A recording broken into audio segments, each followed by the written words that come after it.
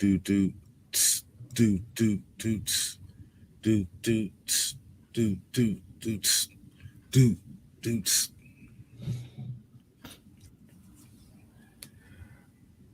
Hey, what is happening? What is happening? What happening?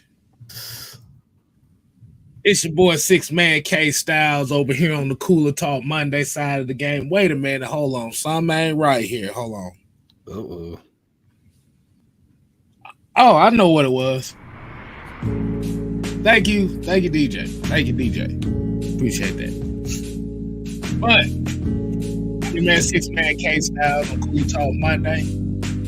Stuff, as you already know, it is Arcadius himself. Mr. Bad Mike Sports is in the building.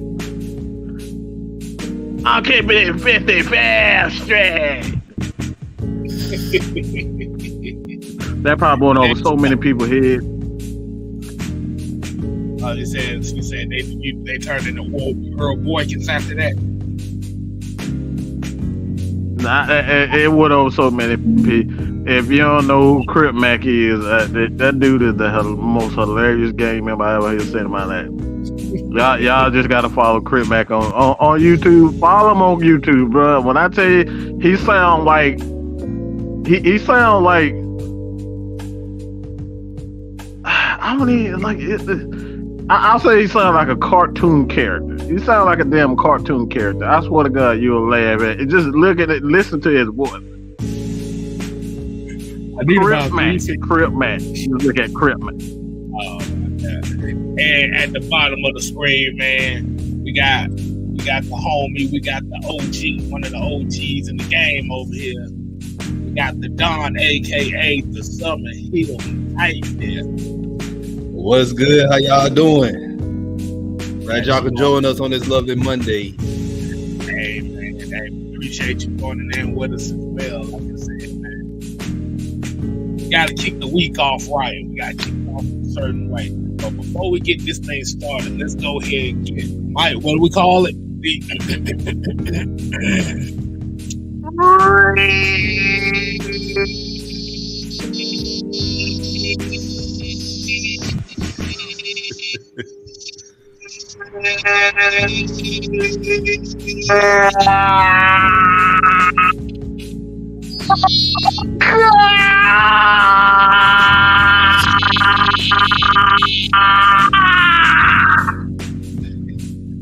Anyway, it sounds like a dog whistle. Bro. Like, what the heck?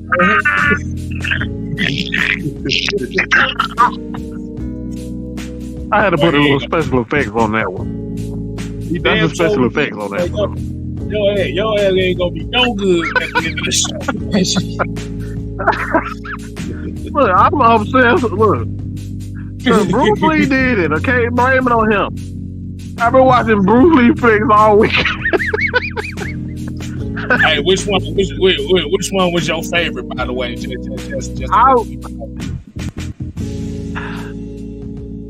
Damn, that's real hard. I mean, the cliche thing would probably be in the dragon fight. The dragon. I'll say this. His interviews were much more entertaining to me than in movie were. I love watching his interviews. His interviews, he was like, what the hell is he talking about? It's like a cryptic message if you listen to his interviews. So his interviews were much more entertaining for me. But with him being a philosophy major, it kind of makes sense. Philosophy and psychology. Right. But let's go and get this roll call out the way, man. Like I said, we have to shout out the members first. As always, shout out to Big Ed. What's good? What's going on? We got Michael Walker in the building. Not that. This is the good one. No, not that one. No. This is the good one right here. Michael Walker in the building. see, we got more members in the building. We got Eric Mack in the building. Feel like that's all we got as far as the members concerned. So let's go ahead and get to the rest of the people. Lead 85. We got Chill Sports and Gaming, Pat North. We got Melvin Henry, Joseph Thornton, another PR. That's Puerto Rican. Y'all don't see the flag, but appreciate you tuning in. ATL Leo, Jay Diaz, Bobby Boy, Devon, Quest, Backtown Dirty. We got the therapist in the building. Sherman Wood, Sonia Howe, Miss Pamela Johnson, DJ. Make sure y'all put some flowers in for the ladies that's in the tent. It's the not Georgia, Texas. It's Kill 89. We got OG Big Sam in the building. Mucho Grundy. Hold on, wait a minute. What that say? Bald head Falcon. I got a bald head scallywag. Ain't got no hair in the bag. Still the leader. Your ass messed up. And the showstopper is in the chat. Wow. Wow. Not the showstopper. The showstopper. All right, DJ, cut the beat. All right. That was very interesting, Mike. You coming in with the dog whistle Bruce Lee sound coming out. So this is gonna be a very good show. So let's go ahead and kick this off right. We're gonna kick the show off with the Cooler Talk Sports News. If y'all know what this is news going around all sports, whatever. It's just based on whoever Mike or Don wants to talk about. The floor is yours, my brothers. How y'all want to kick this off?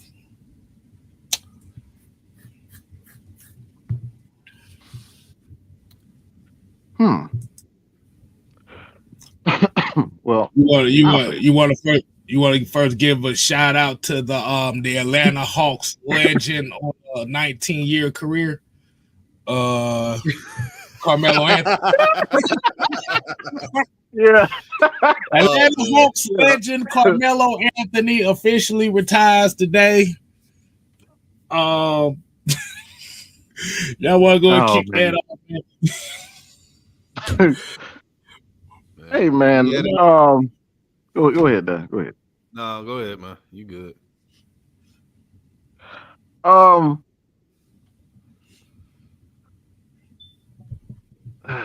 This a bittersweet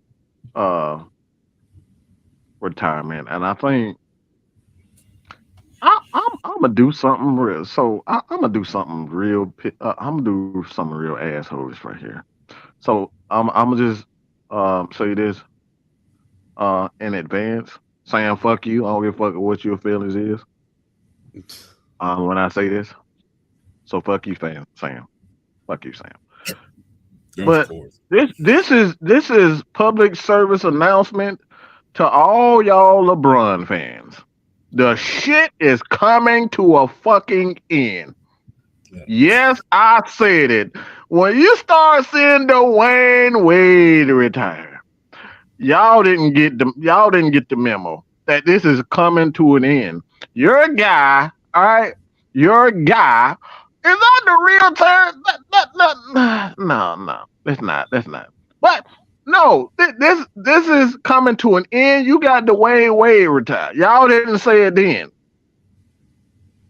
But when Carmelo retires, it should, the light bulb in y'all head say it's over.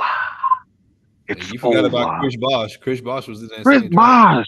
He ain't gonna ever win. Okay, so does he really matter? He ain't gonna ever win anything. Okay, that man done been to most West Conference finals than damn Jenna Jameson had gangbangers. Okay, so he ain't gonna ever damn win. He's never gonna win any damn thing. So he really don't matter. But you got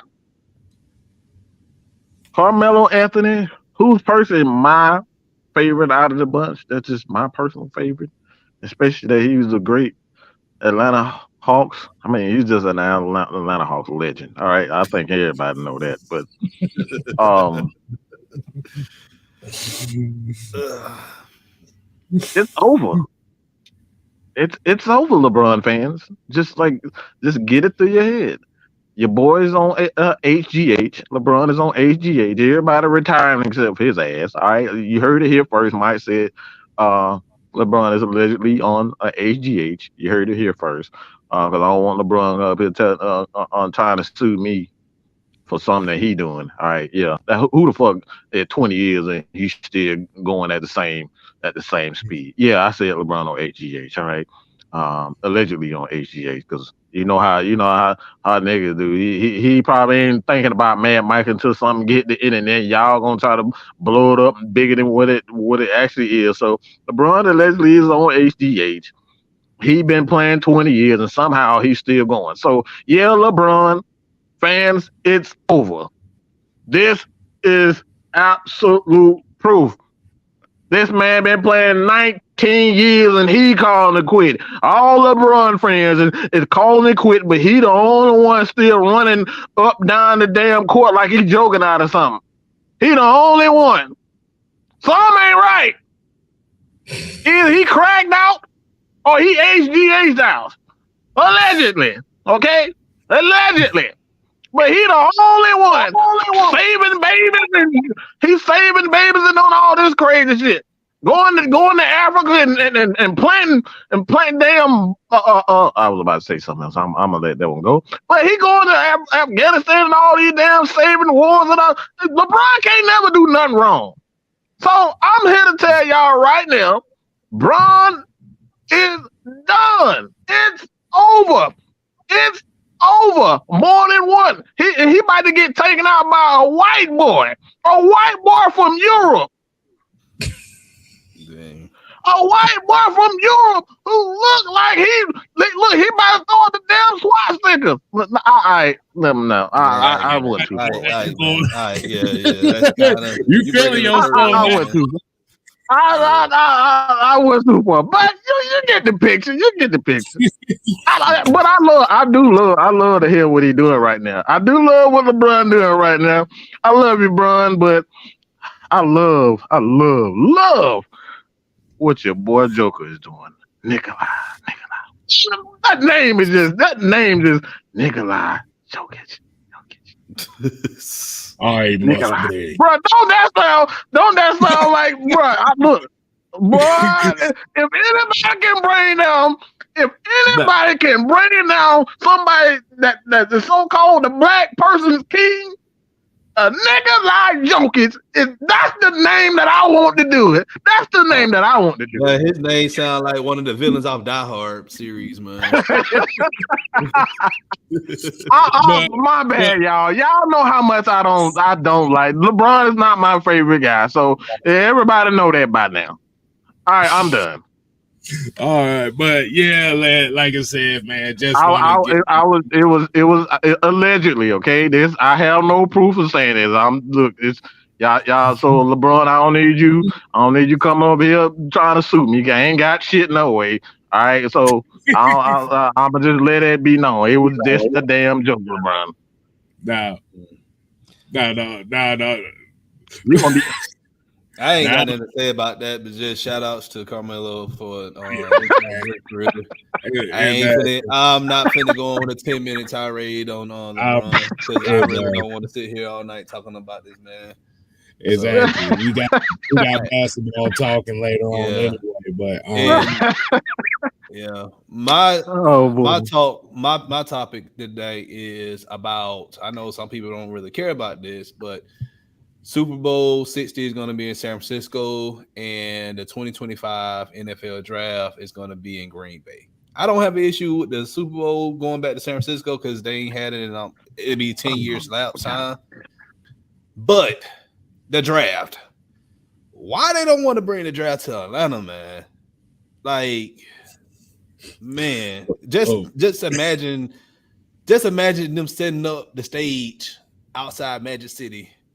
And all the draft class guys just sitting inside the strip club waiting to get their name called. Well, that would be legendary. Wow. Think about it. That would actually be really legendary. Every draft pick that just gotta make it rain on the strip. Damn. Oh boy. But nah, man, look, I'm about to say the draft in Green Bay, boy. Y'all better hope it don't snow. Y'all better hope it don't rain. Like it rains a lot in springtime. But the thing is, it's so funny because you know how most places they had the draft, they have it at an iconic like place in the city. Like last year was at this past year was at this Union Station in Kansas City.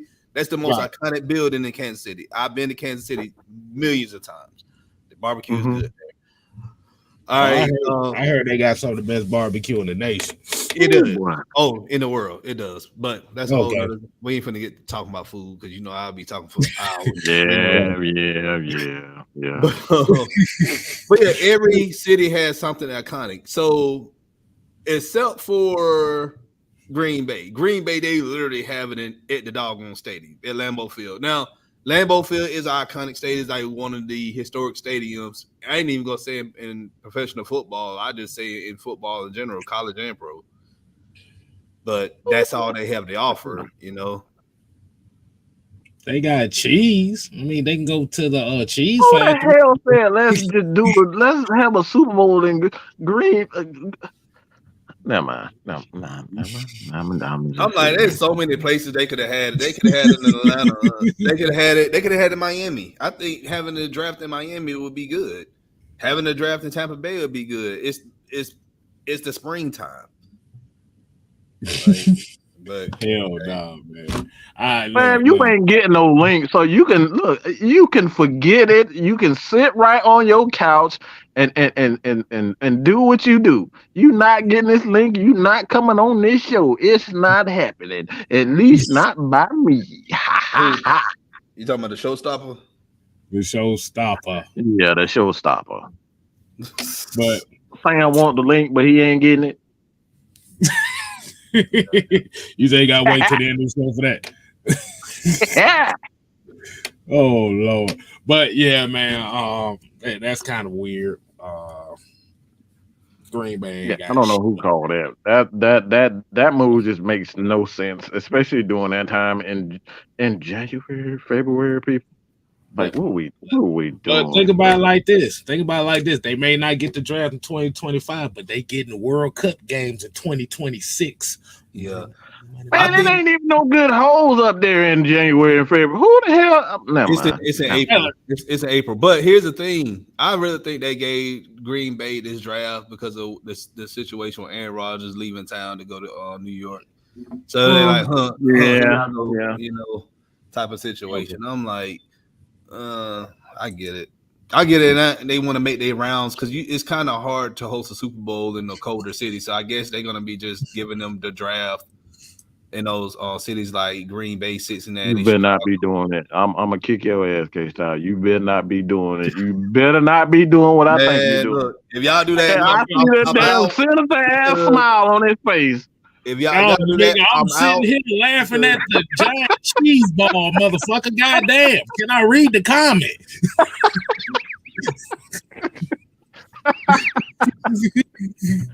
Oh. But you gotta watch him. He real slick. He was trying to set me up while he asking me a question. Okay. Hey, man, all I did was just highlight a comment that said the giant cheese ball in Green Bay and his. But oh yeah, shout out to my girl Delilah. Delilah, how you doing? Been a good little while since we stayed up, grown woman gaming over there. Oh, I did see it. I just didn't comment. I watch every Saturday. I just don't comment. Yeah. I can't game against them girls because I like I said they'll tear my ass a whole new frame on them games. I'm way exactly. But let's go ahead and get to the get to the actual topic of the night's show. Well, as Mike so eloquently put earlier as he's talked about Desmond Ridder. So let me get comfortable in my chair for this. Yeah. So I asked a question to all the Falcon fans in here. Do you feel like Desmond Ridder is in a no-win situation here in Atlanta?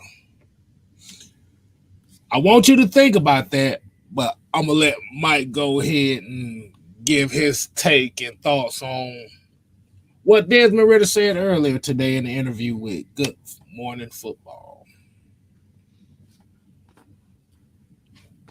Ooh.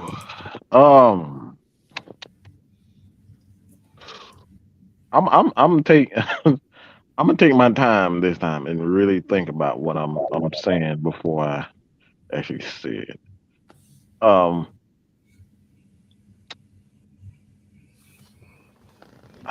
This is probably the first time, and I'm being totally honest when I say this. Like, I didn't really get into the game and really become a student of the game until like 2000, somewhere in there, like a real student of football.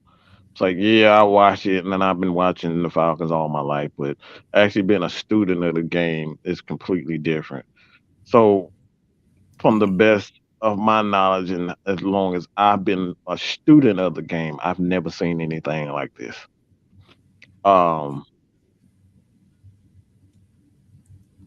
This Nobody cares, and we're talking about this is when we're talking about the average fan. It's like we're not talking about people who actually study the game and have been a student of the game. They played the game themselves. Like, I don't remember, especially for the Falcons, that a player have been like, nobody gives a shit. Nobody cares about Desmond Ridder. They don't care if he succeeds. They don't want him to succeed. And everybody drawing up every scenario. And we got a lot of content creators. You can, like I said, they can tell you one thing, but when they get on their shows and ask you, is Desmond Ridder really that guy? They ask you these questions. They don't speak on, all right, Desmond Ridder has elite leadership skills. They don't talk about these things. They don't talk about how he's smooth in the pocket, how he climbs the pocket. When he releases the ball with not only velocity but touch on his passes. That's why guys like bigger receivers like Drake London and Kyle Pitts love to pay with him. Everybody, have we really heard about Alec Pierce? Have we ever seen him since? Heard of him since? Has he had that luster around him as far as a player since he's been gone? Since he hasn't played with Desmond Ridder? I wouldn't necessarily say so. Even with a quarterback that you're playing with a Matt Ryan, you still haven't seen that energy around him. So when we talk about Desmond Ridder, nobody, like I said, nobody cares, man. Nobody cares. The media don't care. The fans don't care. And we kind of make a joke out of it, but he's like the love child of Matt Ryan and Matt Ryan and Mike Vick. Like, that's what they see at him. He's like the illest. You know how your daddy is Michael Jordan, and then you try to come into the league and try to make your buck, but nobody gives a shit because your dad is Michael Jordan. This is what Desmond Ridder is having to deal with. Right. Like, everybody look at Michael Jordan, who? He got a son? He got kids? Oh, damn, I didn't know that. It's like going to a damn, it's like going to a concert to see Beyonce, and then a damn, and I don't mean this, and it's like going into a Beyonce concert to hear Dido sing. Don't nobody give a damn about no Dido. She's a great singer, but nobody gives a shit.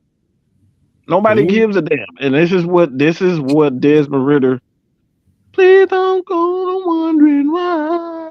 That I love Oh, you. oh. Heard Dado. So nobody, you see what I'm saying? Nobody cares. A hit song, but nobody gives a damn about her. Mm-hmm. And this is the same thing with Desmond Ridder. You got one of the most electrifying players this game has ever seen in Michael Vick, and then you got one of the greatest quarterbacks of all time in Matt Ryan. But now it's like, yeah, who the hell is this? You say hold on. We just seen Michael Vick. We just seen Matt Ryan. We just seen Julio Jones. We just seen Roddy White. We seen Tony Gonzalez. We seen Mike Turner. Who the hell is this nerd? Who the hell is this? And this is what Falcons. This is what so no fault of his own, but nobody cares. Nobody cares. So and like I think for one, like I wouldn't want to be Desmond Ridder. I'm just gonna be real. I wouldn't want to be Desmond Ridder because he can't win in this situation. He can't. No matter how good he is, they can always say, "Well, he ain't Mike Vick. He ain't Matt Ryan. He ain't this." No matter what he does well, it's always going to be that asterisk by his name. He like I said, he's in a no-win situation. He's already failed, and he hasn't even damn started a whole season yet. So, do you think even if he does win games, you think he's gonna be seen as a failure? Even if Oh, he wins? absolutely. Because people's egos, they're going to say, well, Matt Ryan is my guy. I was a Matt Ryan guy first. I was a Mike Vick. So he's like, even if he wins a Super Bowl, it's still going to be that. Yeah, you gave us our first Super Bowl, but Matt Ryan is still my guy. Or Mike Vick is still my guy. He's in a lose situation. He cannot win in this situation at all. It's like the fan base. It doesn't matter if you're a Vic fan or a Matt Ryan fan. This fan base is traumatized. All right, we went from having years ago one of the most electrifying, players to even go up on the center in Mike Vick, and then we go from that to having one of the best, you know, Falcons players to even put on a Atlanta Falcon uniform, and a future Hall of Fame quarterback in Matt Ryan. Now you have a new era in Atlanta with Desmond Ridder. He wasn't drafted high like Vic or Ryan. He was drafted in the third round. Mm-hmm. He only played 4 games last year. Won 2, lost 2. So we going off the past, and a lot of fans do this all the time. We go off the past and we make our predictions, we make our judgment of, okay, well, I don't think this guy can put on the same cleats as a Mike Vick or Matt Ryan. So I'm not going to give this guy any type of due diligence until he actually wins us a ring. And that's why I said that the fan base is traumatized, because we seen that we had 2 good quarterbacks and those guys didn't even get it done. And we thinking like, oh, this guy from Louisville, Kentucky, he think he can get it done. We gonna see, but we're not gonna, give him a chance. So it is a, damn if he do, damn if he don't. He's in that situation. But I think it's very interesting that we talk about this too. Is I got a definition for everybody, and we're gonna use the term realistic here because for some reason this term always gets thrown around when you try to be optimistic about something, and then they use the realistic term as a negative to down you from being optimistic or being positive. So the definition of realistic, the adjective definition of it is having or showing a sensible and practical idea of what can be achieved or expected.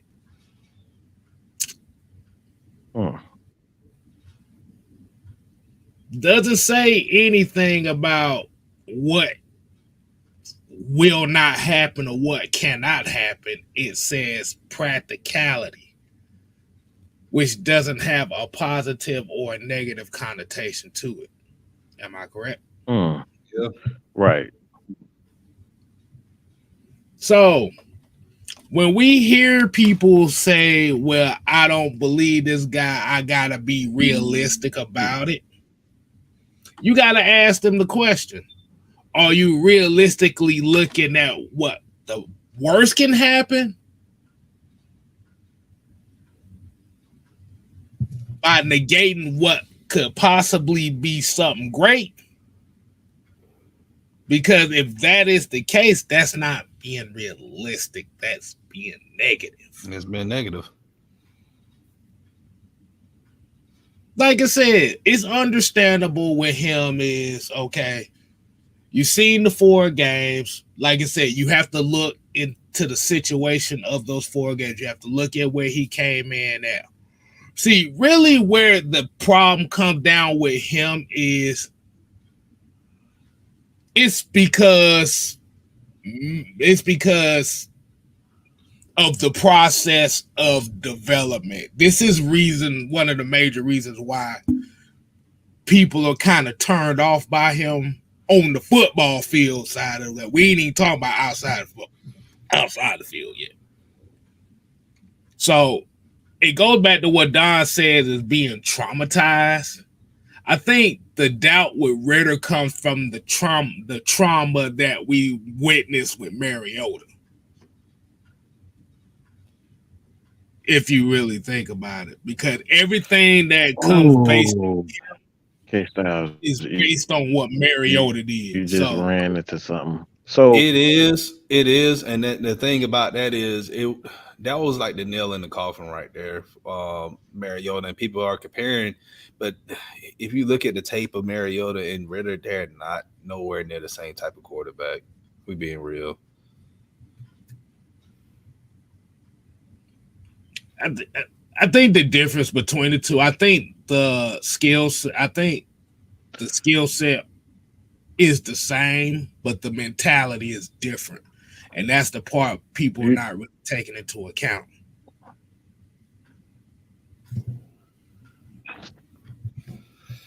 But you said I ran into something, Mike. Hold on, let me get a couple of comments in. Another PR said Desmond Ridder didn't take the bait. He told the company line and nothing flashy. Idealistic. People are idealistic. That's the complete opposite of what realistic is.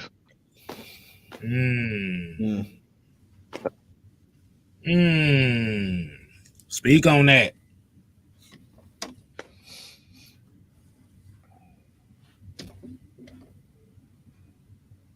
Mad Mike Sports. But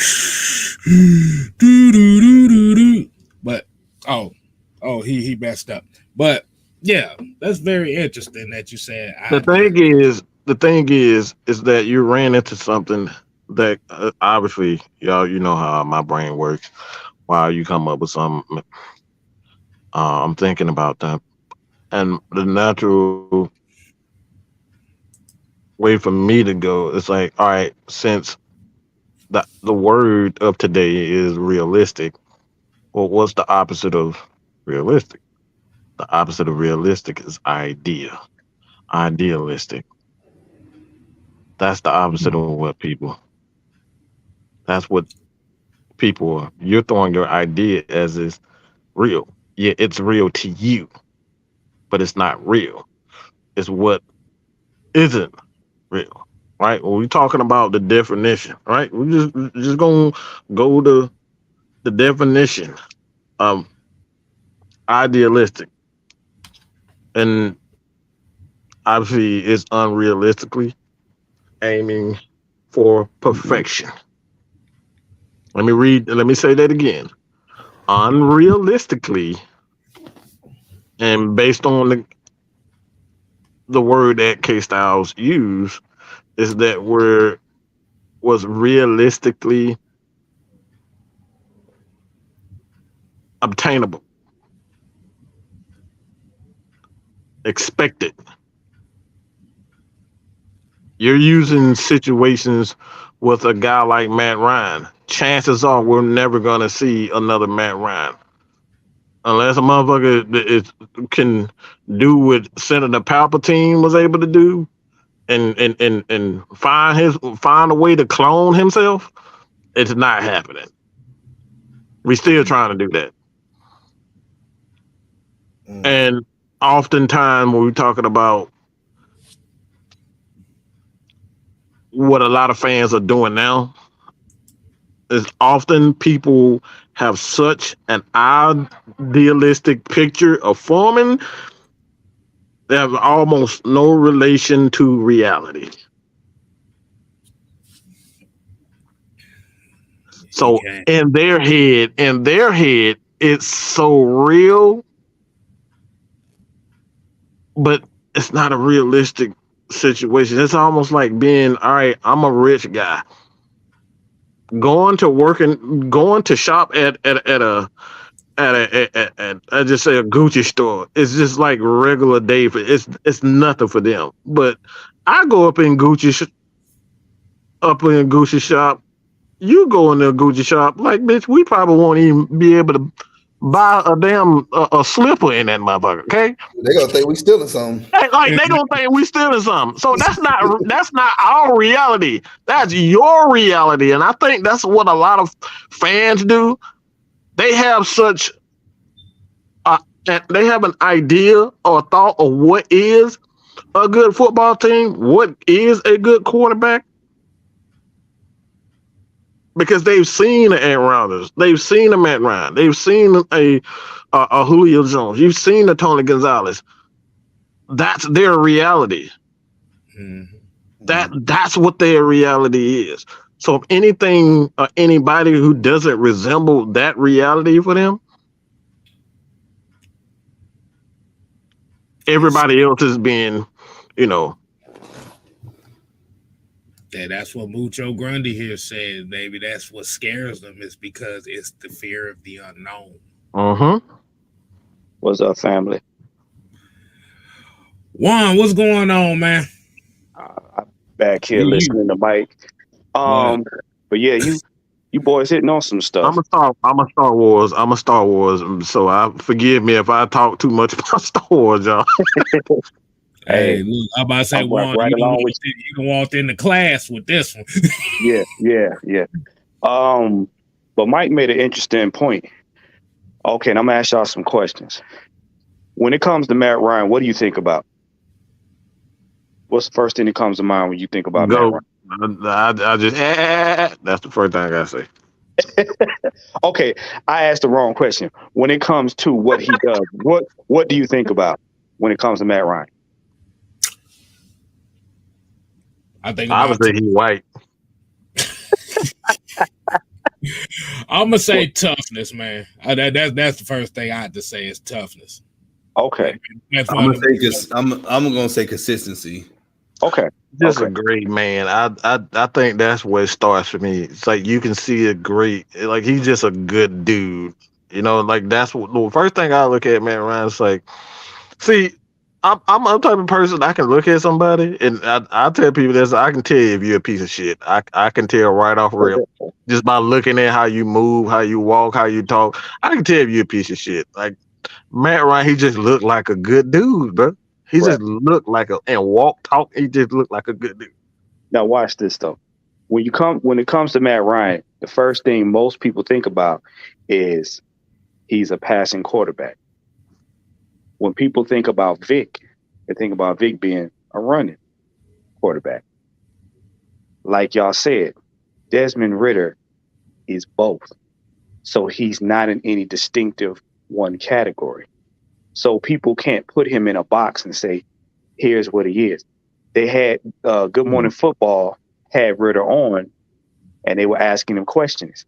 And if you listen to all the questions they asked him all of the questions that had narratives tied to them to see how Ridder was going to react and how he was going to respond.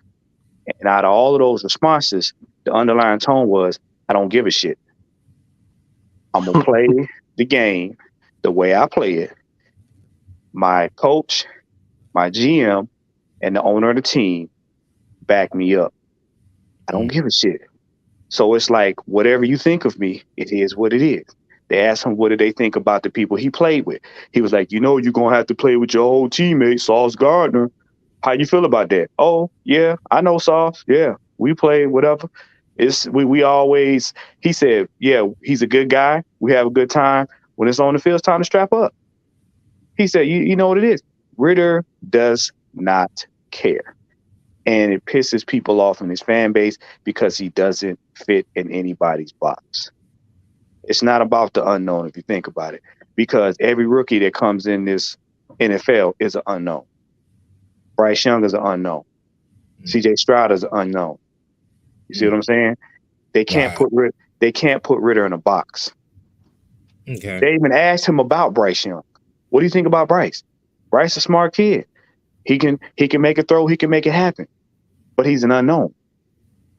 They saw Ridder do something that a lot of them did not like. They call him a mod. Yeah, that's the thing right there that I love most about what he said. I'm sorry, but Delilah. Yeah, I heard that too. I like, yeah. He said, yeah, me and the mod, we good. Yeah. He called him by his government name, but I'm just saying, I'm referring it to what people know him by, because a lot of people don't know him by Ahmad. You know what I'm saying? But it's just one of those things where he does not fit in anybody's box, anybody's category, and you can't label him other than we don't know what he is. Y'all know what he is. Y'all choose to overlook him because this man don't give a shit, and he's on the Falcons. If you put him on any other team in the NFL, now they can put a tag on him. They don't want to put a tag on him because then you got to admit that the Falcons are actually doing something right. So let me ask you this, since you said that. So does that technically make Desmond Ridder an outsider in a city that's looking for a star? He's got to turn back time. Yeah, because look at Bijan. Not one time has Bijan said anything other than where he stands about his faith and how he likes to go to work. Where you see Bijan at? Bijan at the Lakers game, he with Will Anderson. He hanging out with Denzel. Bijan is all over. Before Bijan steps on the field, he's already coined a star. Why? Because that's what everybody thinks of him. And they just say, hey, Atlanta looked up to get him. Why? Because, hey, they like excitement. Well, like you said, Ridder is not exciting, nor is he going to be polarizing as far as these interviews. So they can't, like I said, can't make no money off of him. So they say, well, he's not the guy we're looking for. Bijan's exciting. He's low key, but he's a star. Oh, we don't know about Ridder. Yeah, you do. You do. Trust me. You put him on any other NFL team. Trust me, he gets a different storyline. So, because if you, my bad. I was trying to say, so basically what you're telling me is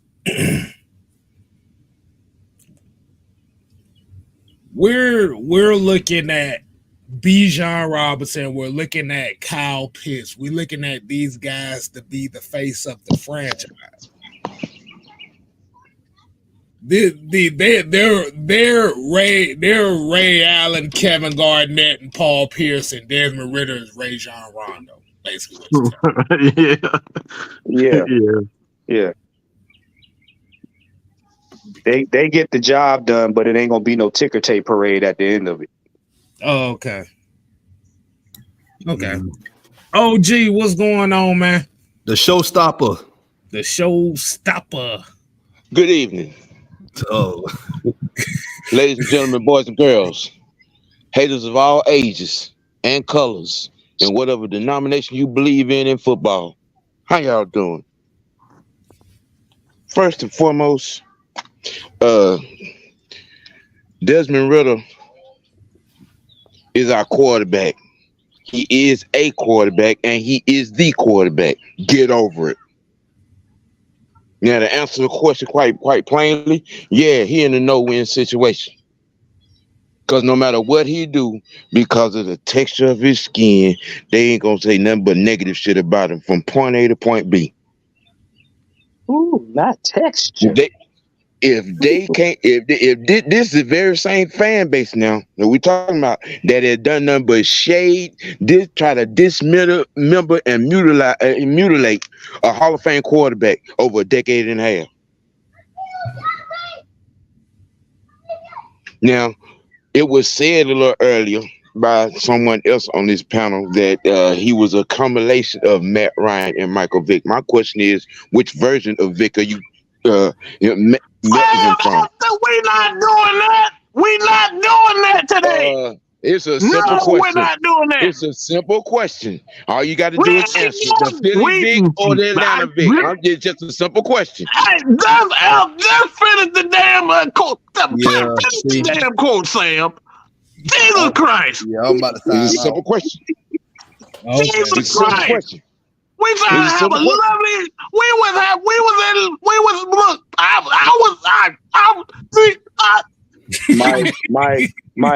Mike, get your medicine. Get your medicine. It's a simple question. And if you was really trying to have a real conversation, you wouldn't have spewed none of that bullshit you spewed about 10 minutes ago. Okay. Oh man, bye y'all. 3, 2, 1. 1, 2, 3. What the heck is bothering me? Now, like they said, the question was, is he in a no-win situation? Yeah. Damn if you do and damn if you don't. Because they already got the excuses in place. Okay? If he win, well, we had an easy schedule, so he had no other choice but to win. If he loses, it's gonna be. I don't understand why he lose. They put all the weapons around him. Like some fool said on Twitter, they Ridder-proof the offense. So it ain't gonna matter either way what he do. If he wins, you know what I'm saying, it's gonna be because of his schedule. If he loses, it's gonna be. I told you so. That third round pick wasn't gonna do nothing. And he had all their help. These the same fools that actually thought Lamar Jackson would be, you know what I'm saying, a great addition. Anthony Richardson, a great addition. Malik Willis and Justin Fields beforehand, great addition.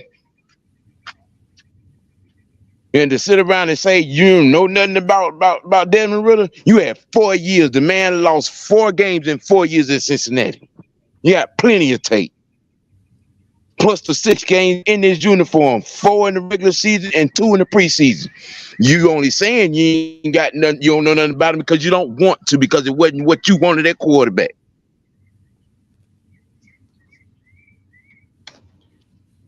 Any real football fan knows this kid is the real deal. Y'all keep putting so much emphasis on where he was drafted. Well, Joe Montana was drafted in the 3rd round. Say it again, Sam. Say it again. Say it again. Joe Montana was drafted in the 3rd round. We talking about the real GOAT that didn't draft status. Yeah, he's a GOAT that didn't cheat his way to the top. He didn't cheat his way to the top. That's the real GOAT we talking about. He didn't have to do bounty gate and Spygate and all the other. We talking about the real GOAT. Absolutely. Yeah, the real GOAT that never lost into the Super Bowls he went to. Oh, just putting that out there. You ain't have to say that, man. You ain't have to say that. Oh no, I'm making motherfuckers uncomfortable. Because enough's enough. I mean, how you gonna be stupid all your life? You gonna be a hater all your life? You gonna be negative all your life? This is why I call when are you gonna start appreciating the talent that's sitting right here in front of your face? Y'all out here going to war for motherfuckers that ain't even on the goddamn team. Instead of going to war for the cats that are here putting in work. You ain't seen now another quarterback that's slated to start this year hanging out with Hall of Fame quarterbacks at Peyton Manning's QB camp, at Eli Manning's QB camp, running around, you know what I'm saying, around Aaron Rodgers, or around Drew Brees, you know what I'm saying, around Joe Montana. You ain't seen now another quarterback this offseason doing that. But y'all out here jockstrap, nut hug, and Lamar Jackson. When you gonna be a fan of your own team? That's when you gonna support your own team? When you You know go what, support the Sam? people on your team. You know what, Sam? And it's the same Lamar who can't get his mama titty out of his mouth. Hmm. Man, quarterback titty milk. That's terrible. Listen. Okay. This same Lamar Jackson that had a top 5 defense on the other side of the ball from him and still couldn't make an AFC championship game. Oh, but he went in for 1,200 yards though. That's the only thing that matters. You all fantasy GM, Madden mindset, microwave mindset fools got to get real. Y'all always all about I'm a realist or I'm just being realistic. The reality is we have a quarterback that plays quarterback, not one masquerading as one. We got a running back room that's full. The thing that everybody's skipping over though is Ridder has a skill that a lot of people don't want to talk about, and that's him being a leader. See, if you notice what a lot of people like to say is, oh, well, Ridder's got all these weapons around him, so now he just has to manage the game. No, he don't have to manage the game. He still has to lead the team. All he has now is Whoa.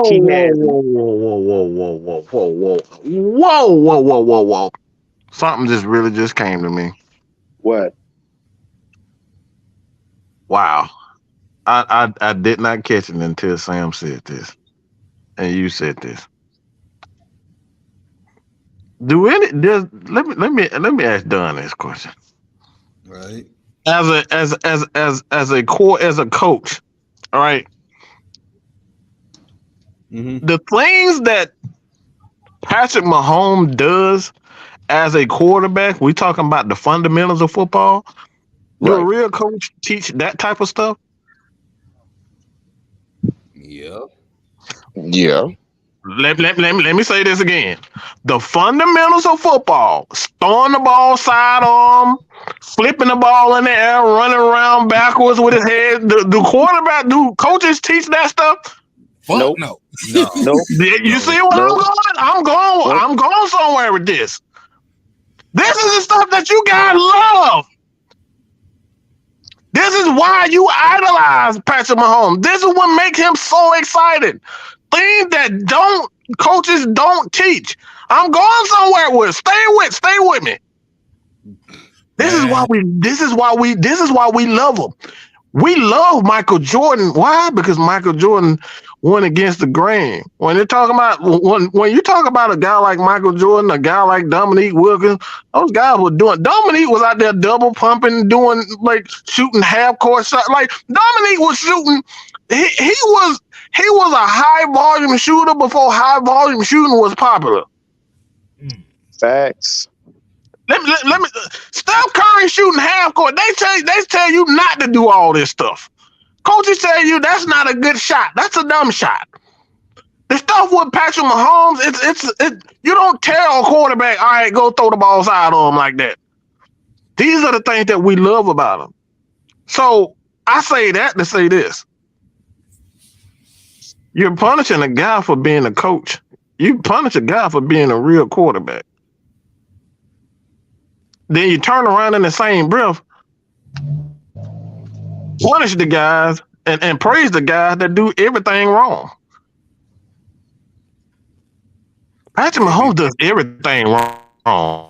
Patrick Mahomes, if you just watch him, they don't teach. Look, the second a quarterback see a quarterback going backwards, he started damn near having a heart attack.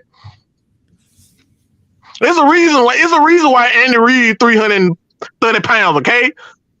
It ain't because he always hungry. It ain't all because he always hungry, okay? That man stressed out. I'm just throwing it out there. With the things that we love most about LeBron and all the greats, Kobe did everything wrong. Who the fuck shoot through 2,000 damn shots after the damn game? So Mike, what you're saying is people are enthralled by athleticism when they can make up stuff versus somebody that goes strictly by the book. Straight look, the things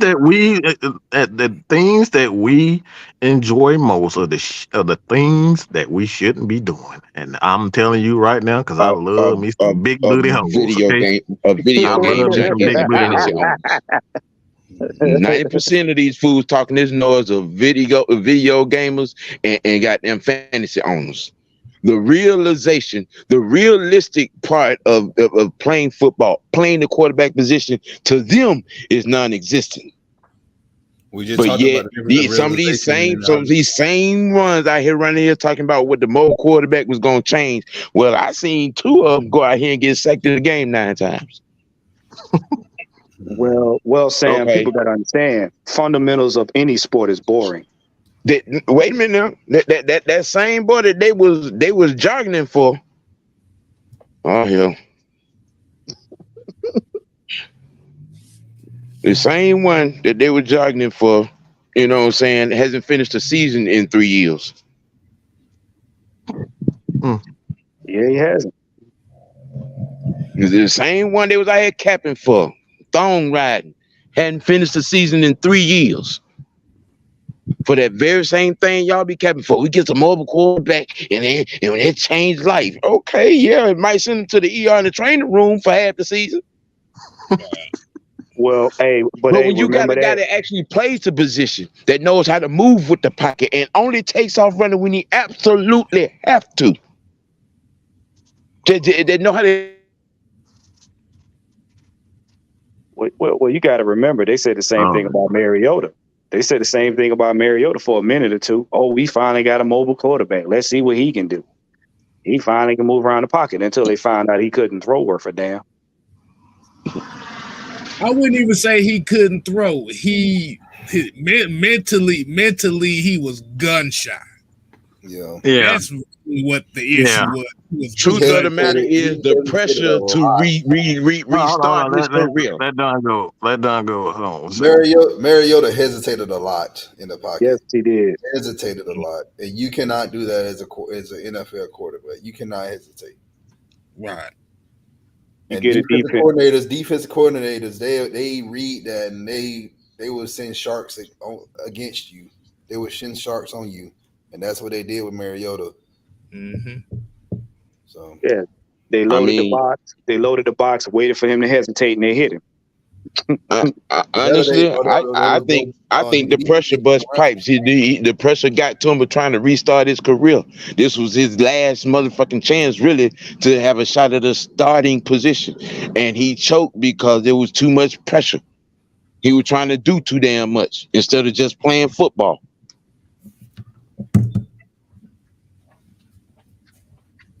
So, yeah, I can definitely agree, especially after when they did that interview where they was talking about the expectation of Desmond Ridder and how he's been progressing, and when they said they have a different set of plays for him compared to where Mariota was, and I think this is the other thing too that we're not talking about as well. And this kind of goes into the kind of like where you say a lot of people are enthralled with the unpredictability of certain players at the quarterback position. Because let's just be honest, Patrick Mahomes unpredictable in the motherfucker. Right. Absolutely. This motherfucker will throw a between the legs backwards pass like on NFL Street 2 and score a touchdown on it if he has to. Then, like you said, when you got guys like Lamar Jackson who are like you said, he's going to run the football, but it adds to that mindset of unpredictability in that position, as well as a guy like a Justin Fields. See, like you said, when we saw Desmond Ridder in those 4 games, the biggest difference in the offense between the 13 games with Mariota and the last 4 games with Desmond Ridder was that in those 4 games with Desmond Ridder, he didn't run the read option. Say that again, boy. He didn't run the read option. Like, it wasn't read option heavy. No, it wasn't. So when you looked at what Mariota played, And like I said, we support Mariota. We like I said, because he's the starter at the time. But when you looked at it, the offense was cut in half as far as he was comfortable running read option. Like I said, that's as Mike knows, read option RPO. Mike doesn't like RPO like that because it's really just read the linebacker, throw to some bitch. If it ain't open, run the football. It's Forrest Gump at the University of Alabama. Everybody they catch the ball for you, and they tell you to run. That's what the read option. I hate it too, man. Look, that's a whole nother damn. It makes the offense one dimensional and predictable. Right. I think the biggest thing people may have missed when he started them 4 games, the offense ran 100% smoother. Right. There was no bad snaps. There was no ridiculous. What the hell was that throws? Nobody got hurt. Yeah. Okay, the offense settled down. We saw a balanced attack. For the first time. Well, because Ridder came in and read the room. See, unlike Mariota, I believe, in my opinion, after Mariota had them 2 good games where he was the player of the week, he got comfortable. He got in his head, and he stopped doing the fundamentals. So he started living up to his own hype, and it didn't work. Ridder came in, read the room. He said, okay, Dahlman snaps it low. Let me adjust my posture so that I can better get the ball. He came in, saw what was wrong, and adjusted to it. He saw what he did wrong. He didn't hang his head. He adjusted to it. When he saw one of his players do something wrong, he went over there to him. He assured him, and they adjusted to it. That's the difference. Mariota came in the room. Ridder read the room. That's the difference. See, that's the intangibles that they keep to the side. All right, now what you got? Charles London. All right. Charles London. He was a quarterback coach last year, right? Right. Mm-hmm. All right. Just quarterback coach. Where he's at this year? Tennessee, I think. Tennessee, I believe. Offensive coordinator. He's the passing. Yeah, he's the pass game. Passing game. Yeah, passing game. So pretty much that is a promotion. Am I right or wrong? Right. Why did he get promoted? Why did he get a promotion? Why the other team saw that? This guy did something in Atlanta that we want to bring here in Tennessee. And now, we know Ryan Tannehill's career is coming to an end. They don't know what they're going to do with Malik Willis, but now they got Will Levis there. Wow. Why did Charles London get elevated with the Tennessee Titans? Because he has a rapport with the younger quarterbacks. But if you look at what happened with Desmond Ridder, those 4 games, I get it. It's only 4 games. But Ridder looked so good in those 4 games that Tennessee said that, hey, we may end up bringing in a young quarterback, or we may give Malik Willis a chance. I'm talking about January of 2023. I'm not talking about now. But makes sense. Yeah. They saw enough on tape. They saw enough in Desmond Ridder to be like, you know what, we want to bring this man in. Yeah. And also he learned, because remember, Charles London, he was a running backs coach at one point, and then he converted to a quarterbacks coach when his first year here in Atlanta under Matt Ryan. So yes, he coached Matt Ryan for a year.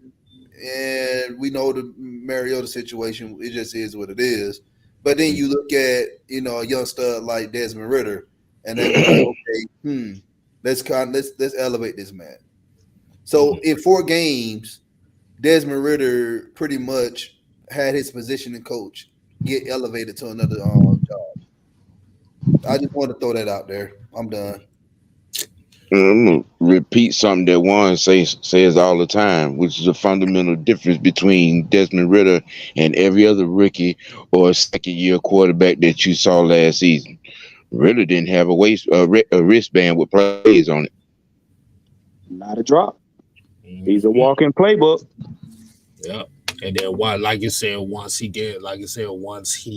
gets the speed of the game, he may decide to go to a wristband and be like, hey, and Arthur Smith say, okay, I trust you enough. You call your own damn plays. Right. What that does for him, and people got to understand, when you got a quarterback that's a walking playbook, that means the translation between him and the head coach is minimal. That means that gives this young man time to learn defenses, learn different schemes in the game while he's playing, and knows how to. He's the one you're gonna see doing just like Peyton Manning. He's gonna be making audibles in the game by himself because he knows what to look for. And I'm telling you, that's a telltale sign of a great quarterback. Right. His willingness to let plays develop. And yeah, and then like I said, when you look at those games, and that's why I was telling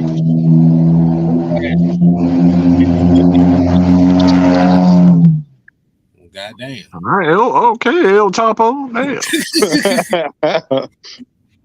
Well, somebody had their 450 engine. What? No, that sounds like somebody had some Taco Bell.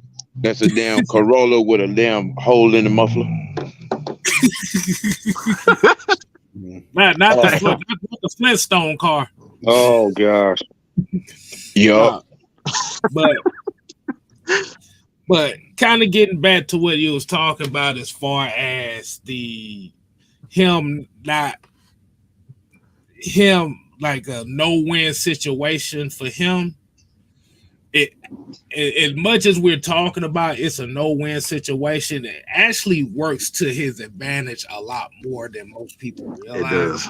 Yep. Because now you put the expectation on him so low, which I still think, going back to what Mike said about Star Wars, this is one of those Yoda Jedi mind tricks people are playing with themselves right now. By putting the expectation so low, so when I'm gonna say it like that, when he succeeds, they can say, "Well, it surprised me," or "I didn't think he'd be like that." You know, you brought up Star Wars, and I'm gonna throw something at Warren real quick with this. All right. Because I'm a huge Star Wars, but there was a scene, well, several scenes, but this one jumps out to me almost immediately. One of the reasons why Anakin was able to pull what he pulled was what? Especially when he turned into Darth Vader, he was able to get into the Jedi Temple. Why? Everybody thought he was becoming more bad. You saw all the signs of him becoming bad, becoming the chosen one, but he was able to get back into that Jedi Temple and slay all those younglings. Why? Why? They already knew. They knew. They knew everything about him. So when you know everything about a guy, you become comfortable. You become easier. You become easy. I know your every move. That's how he was able to be converted to the dark side. That's what was so brilliant with Darks, with Senator Palpatine. He was able to infiltrate them guys because they already knew Anakin. They knew Anakin was like, no, man, Anakin wouldn't dare do it. Anakin wouldn't dare do that type of stuff. Why? Yeah, because everybody knew everything about him. Yeah, because I was about to say Attack of the Clones, you kind of saw a little sprinkling of that. Sprinkle of it. Yes, you did. Mm-hmm. But you want to know what else tripped them up? What made them overlook Anakin's dark side was the fact that he earnestly, desperately wanted to be recognized as a Jedi Master. Mm-hmm. They put him on the council and never made him a Jedi Master. And he told Obi-Wan, he said, it's disrespectful for me to be on the council and them not make me a master. So when he decided to go in there and take take the Jedi Temple over, they were like, well, this dude, he's earnestly trying to be a Jedi Master. So why would we worry about him doing something, dirty like that? Mm-hmm. And he's like Ridder. Ridder does not give a shit. So it's nothing else you can do to this man to break him down. All he has left is to prove you wrong, and nothing else. You don't think he worth shit. And like Mike said, if he wins something, y'all gonna compare him to Vic, and y'all gonna compare him to Matt Ryan. That's not his lane. He's gonna make his own lane. And so it's gonna make it easy for him to triumph because it takes the pressure off of him. I'm gonna be honest with you. The one who got the most pressure on him is Bijan. Mm-hmm. Bijan has the pressure of being the superstar on the team. Brother don't have the pressure of being no superstar. He just had a responsibility of not fucking up. That's it. And you got done.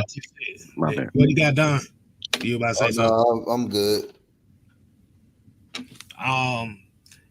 ATL Leo here said the dark side clouds everything. Right. But and you just brought up a good point too, and we kind of spoke on it earlier, and I know this conversation is getting this is a deeper conversation than most people right. But I think y'all said something earlier about Bijan and him hanging out in Hollywood and stuff. Did anybody catch the interview that he had with on the Atlanta Falcons website where he was like Hollywood was kind of like his first the thing that he wanted to do after football? Yeah, I remember that. Mm-hmm. So, and then, like you said, by having these expectations and crowning him as the next generational running back and crowning him a Hall of Famer, I kind of agree with Mike. Like I said, Bijan has a lot more pressure under his belt than Desmond Ridder does at his position. Not only because of the expectations, but you got a teammate that's going to be getting carries too. Yep. And let's look at this let's look at it horizontally from last year's draft pick and Drake London and the year before Kyle Pitts. All right, London doesn't have that much pressure because receivers get drafted in the top 10 all the time. Pitts, I wouldn't really say he has that much pressure as Bijan because now the game is I ain't gonna say it's evolving, but tight ends are becoming more of a hot commodity now. And teams now are drafting them in the first round. I remember back then, like from what you had like a sprinkle of Tony Gonzalez and the Keelan Winslows, those guys were drafted like in the top 10. You know, Tony Gonzalez is a Hall of Fame tight end. Keelan Winslow, not so much. But now you seeing these tight ends getting drafted, high now. Look what's going to happen next year with Brock Bowers. He's going to be a top 5 draft pick in 2024. We just know that. So that's a spoiler. I'm not even going to say that's a prediction. But yeah, but we're running backs now. You can get running backs in the 5th round, in the 4th round that can give you 1,000 yards or plus a season if you draft your guy for your system. Like, 5 years ago, Giants drafted Saquon Barkley, but look what they're doing now. They're getting rid of Barkley because they can't afford him. And Barkley really, if we looking at it, Barkley did not really live up to the hype in New York. He really did. Can we agree or disagree with that? Look, I would tell you, and I will put this on air right now.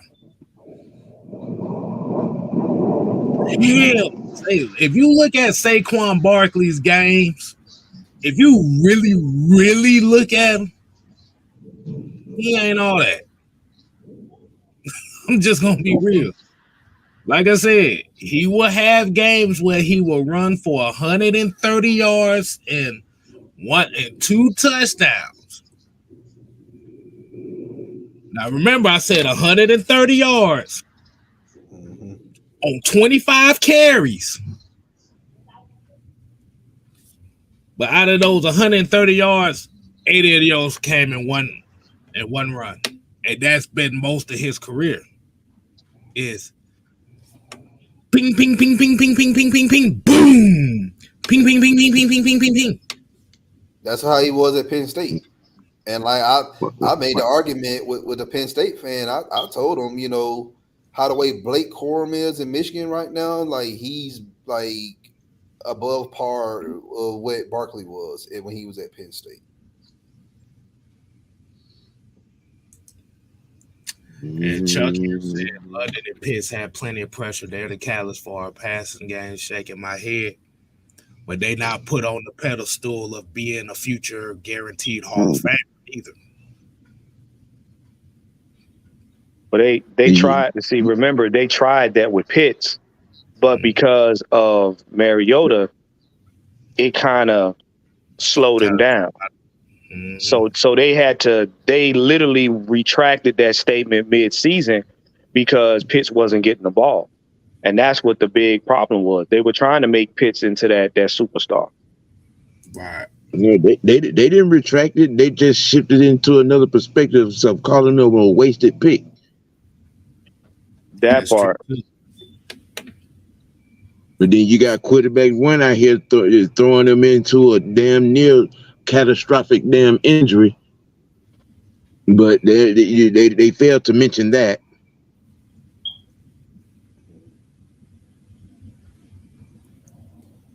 But yeah, they're quick to holler. I'm just being realistic. In what universe? Right. But yeah, I thought that was very interesting, man. Hold on. We got a $2 super chat. I don't give one fitty fuck. I don't give a fuck. Can he be a top 5? Yes, he can be a top 5, but we don't need him to be a top 5 quarterback. Don't care. Right.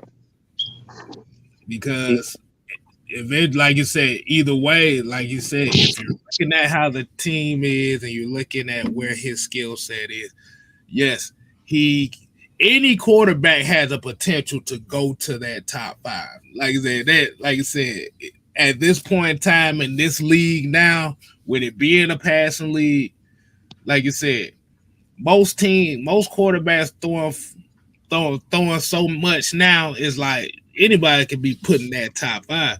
See, the problem is if you're looking at the style of the Atlanta Falcons and where they're going, like you said, you still got to have that implementations of that run game. Mm-hmm. In order for Desmond Ridder to be a top 5 quarterback,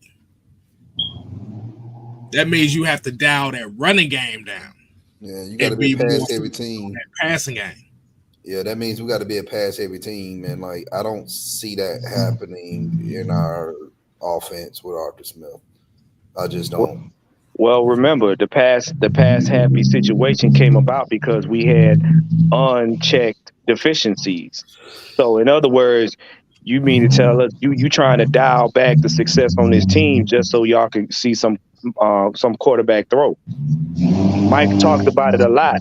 The teams that are actually winning now, they're more balanced. They're harder to stop.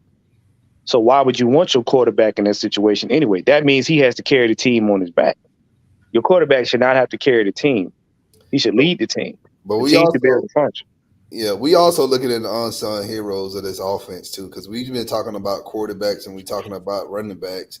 Arthur Smith, if you listen to his interviews and if you listen to how he talked before the draft, guys, the heart and soul of this offense is our offensive line.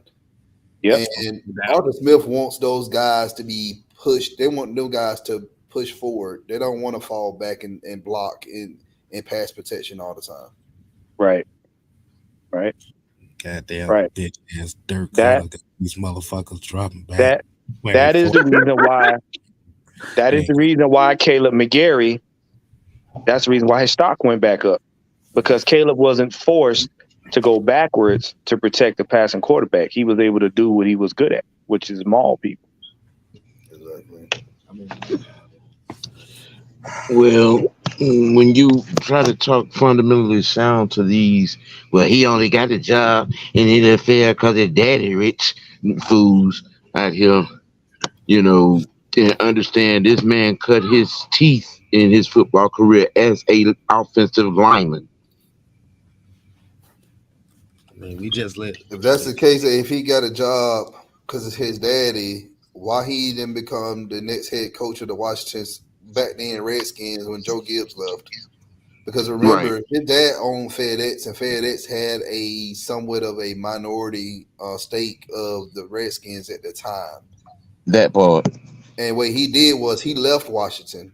I think he went to Ole Miss for a season and coached, and then he went to Tennessee and stayed. And he was there till we signed him as our head coach in 2021.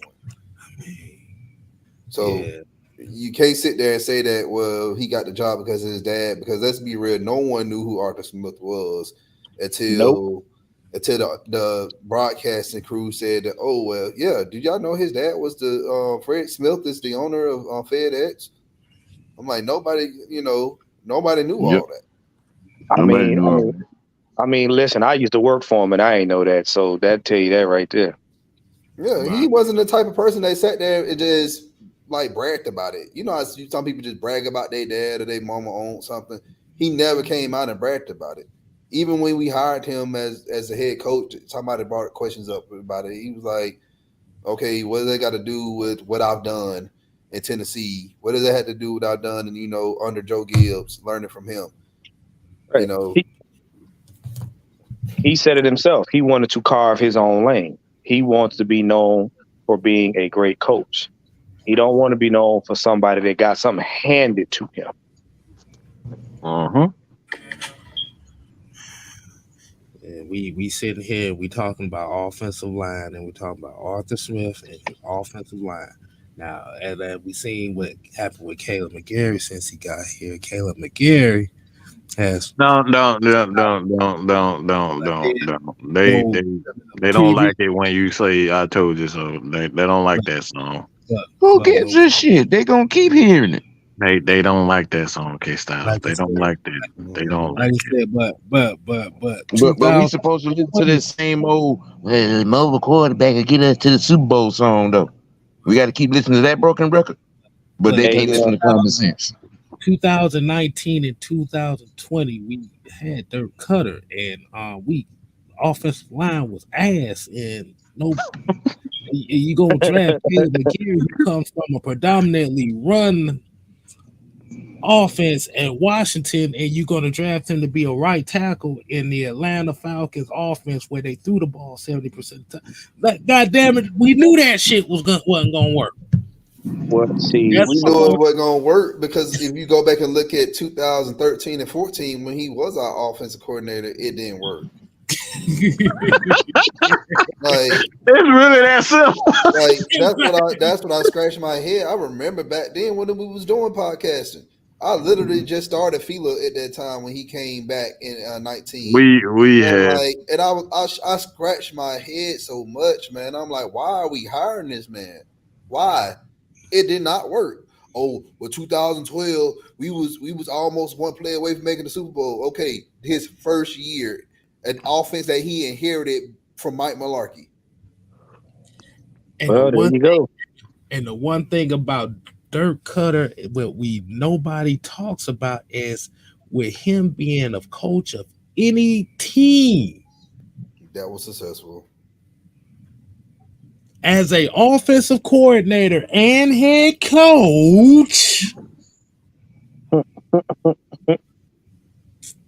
we're talking about his time in Jacksonville, Atlanta, Tampa Bay, and back in Atlanta.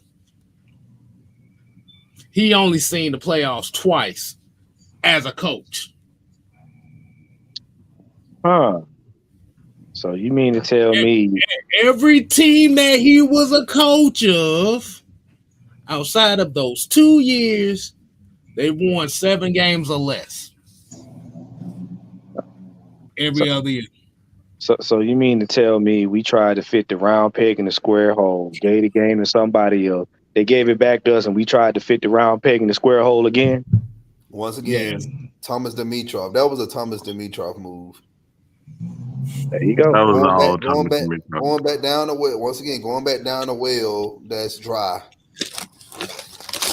There was no water in it before, but you going back in to see if there's any water there, and there's nothing there. You tried to put that Pacer engine in a leaking. Yeah, because I ain't never seen nobody make water out of dirt. That motherfucker tried to put a lawnmower engine in a Toyota Corolla, man. Knowing that shit damn sure was. Well, that would work, but see, they bought the same size engine. But remember in 2020, when Raheem Morris took over when Quinn got fired, the offense was looking very different because the Grant Knapp was calling the offense from most of those games. Yeah. Yeah. But got about another 10, 15 minutes. I want to go ahead and get to this last topic of the night. I thought that was a very good conversation on that. Let me ask this question to the people real quick. Do you guys and this is an honest question, so I need everybody to be honest. All right. Do you get these types of conversations on other channels? That's what I want to know. Ooh. Hell no. Ooh. I asked you, motherfuckers. I said the people. Okay, I want to hear what the people. We live amongst the millions of rock fans. we live amongst the people. What is it? The eyes are everywhere. Wait. Here we go. Hell we have nope. That's 3 right off the bat. Keep it coming. That's 3 right there. No, and hell no. No. Survey says no. Survey says negative. Survey says no. He said, John St. Clair said, I've eliminated the other channels. Yeah. Damn, John. Bruh. I've eliminated the other, bruh. Look at this shit. That man said, there's only a few, and when I say few, I mean only y'all, nigga. I'm like, hold on. What they say? This the conversations, the type of conversations about like these types of conversations about the Atlanta Falcons. Because like I asked that question because these are the things that we feel that are important when talking about our football. Because people don't care. Like I said, most content creators, I'll say that they only care about the hot topics and they don't want to get down to the nitty gritty of the signs, the smooth signs of football.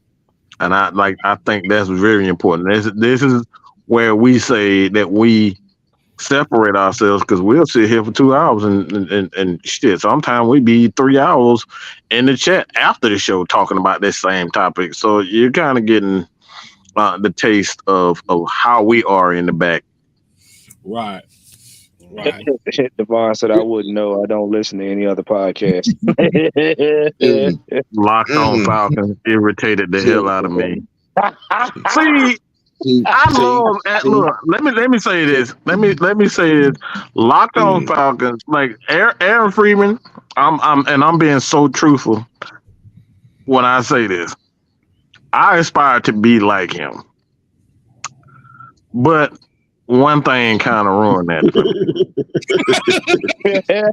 I knew it was gonna be a curveball because I know you.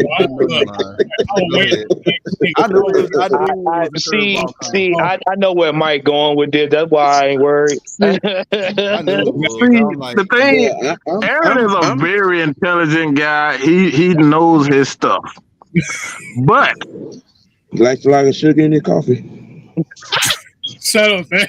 I like sugar in my coffee too. Okay, ain't no wrong with that. Shut up. You mean the mayonnaise in the coffee? Ah, boy! God damn it, I'm talking. I look, Aaron is my dude. I love Aaron, but I like to say motherfucker.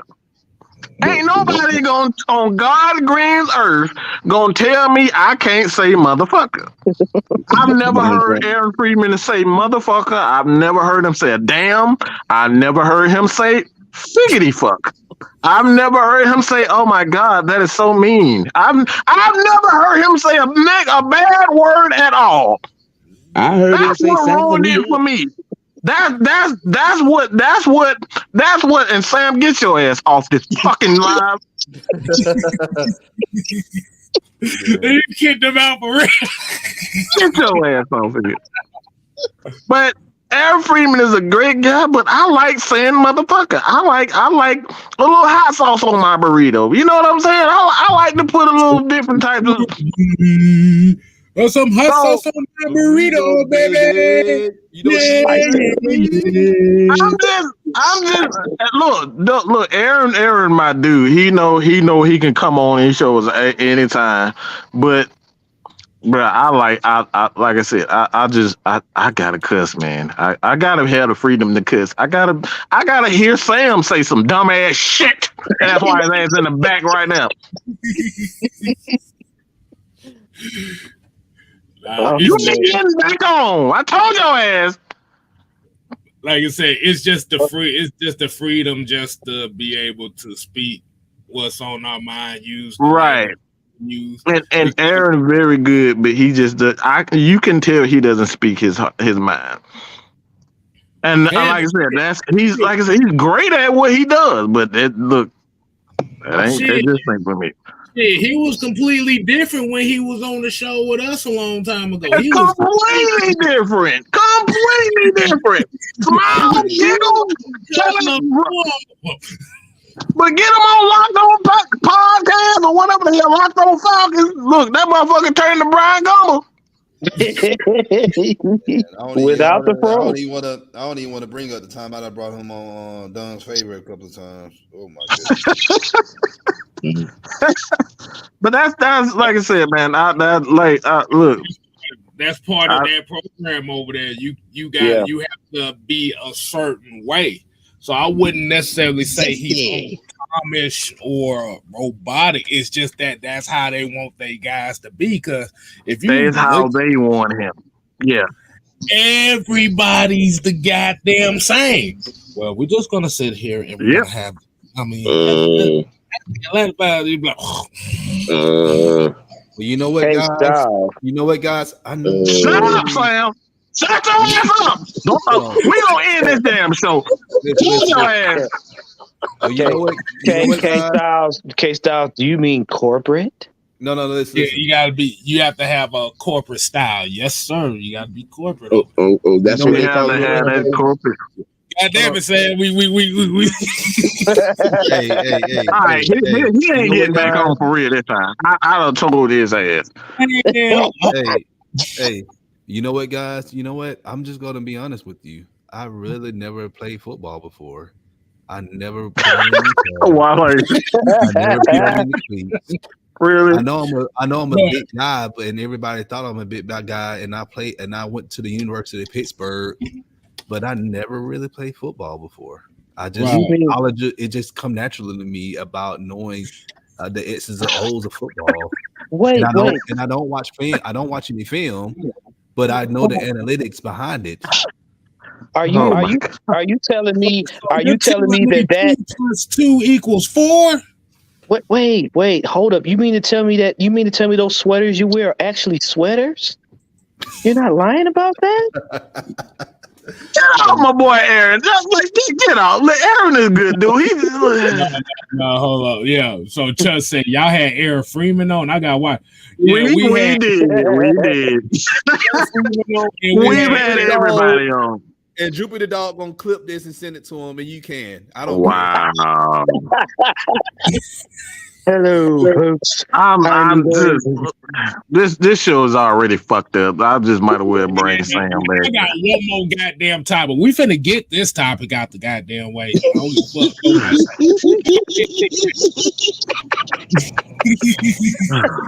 God, bro. This is exactly why nobody likes me, because these fucking assholes right here.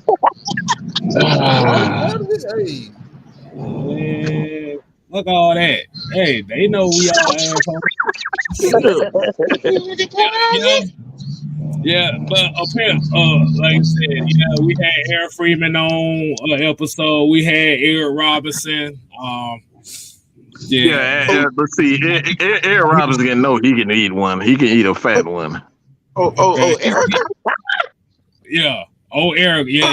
He really don't like K Styles. He don't like K Styles. He don't like. For some reason, I'm gonna make an admission to everybody watching the show. A good portion of people that say they don't like Mike love Mike. Oh wow! Right. I didn't say it. I didn't say it. They but for some reason, they don't like me, but they take it out on Mike. I'm gonna just say that. You mean to tell me misplaced aggression? That's messed up. Yeah. For whatever reason, I'm the punching bag, but they really don't like K Styles. K Styles, the real. They would rather face the devil they know than deal with the devil that's unpredictable. Well, hey, there you go. Yeah, and Xavier said, I remember the Eric Robinson episode. Yeah, man, because Eric Robinson mad at us because I told him to shut the hell up on live. So, yeah. And I got all the heat for it. I got all the heat for that. Wait, so you mean to tell me As a matter of fact, dude on camera, he is partly responsible for the coat analogy that's been tagged to this particular crew. Bruh. Hey, and you know what? They got on me about answering his thing. So yeah, it ain't just you, Mike. They didn't got all of us for getting up under that thing. Oh my goodness. See, but we all attack it a different way. Right. Hold on. I should not have motherfucker hanging off the leg. Damn all that bullshit. Look at this comment. I found this channel from a watch along during this and stuck around, hated ESPN and Fox. See, that's what I'm talking that about. comment. I love that comment. That's genius right there. I like that. Right. Yeah, especially coming from your name Cookie Jar, because I've been known to put my hand in the cookie jar. But Delilah got a good comment too. She said, I have no patience for the media echo chamber, right? Exactly. Yeah. Oh my gosh. The same thing. Exactly. Like I said, you got to be able to be different. You got to be able to express yourself. A lot of people tune into content and they want to be relatable. I mean, like I said, you got some folks that may relate one thing or another, but this is why we always say here, we not for everybody, and we love every minute of that. Well, we not. Wow. Look at this. Look at this one. Woo. Yeah. I feel like the only people that dislike you guys are other Falcon content creators who disagree with y'all opinions on the team. As an individual, each and every one of you guys are very likable. Y'all content down to earth and real. I love that. I appreciate that. Hey, timestamp that, please. Yeah, timestamp that, please. 38 minutes. We're not afraid. That's Cortez. I appreciate that, Cortez Blackwell. Thank you. Appreciate you, man. Hey, see, we're not afraid to be honest about what we stand for. We're not afraid to say it, and we're not afraid to stand on it. See, we're not here trying to sell you guys a dream or try to pump you guys up with hopes and rumors and all this stuff, we're gonna back up what we say. So we don't wear duct tape in the hallway. Right. And the thing about it is, what we always say, we ain't experts, but what we're going to do is we're going to give you our opinion. And that's the one thing we say. It always seems like everybody's opinion is cool, but our opinion is toxic for some reason. Well, the reason why that is, people don't know the definition of toxic. Oh my goodness, they throw that around. Yeah, exactly. Breathe. You know, we don't let people say any old thing. When you say a thing, you have to explain a thing. You're not just gonna throw any old statement out there and then think that's gonna be that. You know, why do you feel that way? Stand on your statement.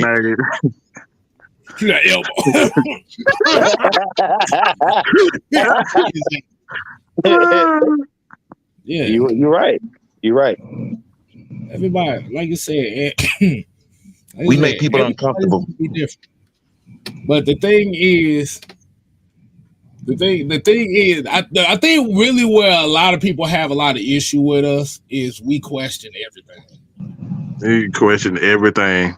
That's the thing. Ain't nothing more annoying than trying to and I know this because hell, that's the reason why I do it, because I get annoyed by it. Is when see, I kind of have to watch myself, and fathers and parents, y'all. I think you all know this. And when your kid asks you, especially it's like why I can't have ice cream at 8 o'clock in the morning, and you say, well, it's too early, and then they ask you, why is it too early? God damn it, because I said so. That's how this is. Why did you say so?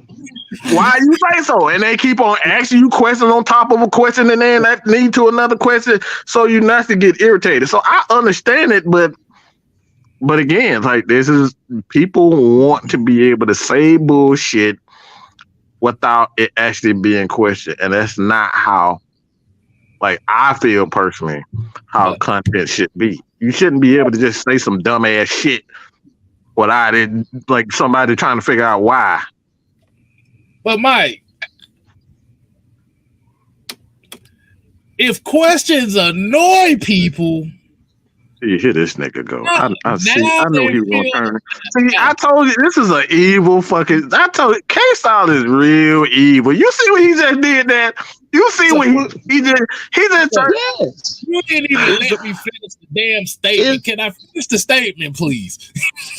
Go ahead. God damn. So if they don't like the questions, but you're in the media market, now you know how the athletes feel when you're asking stupid ass questions. And that was brought to you by the law offices of 1-800-411-PAIN.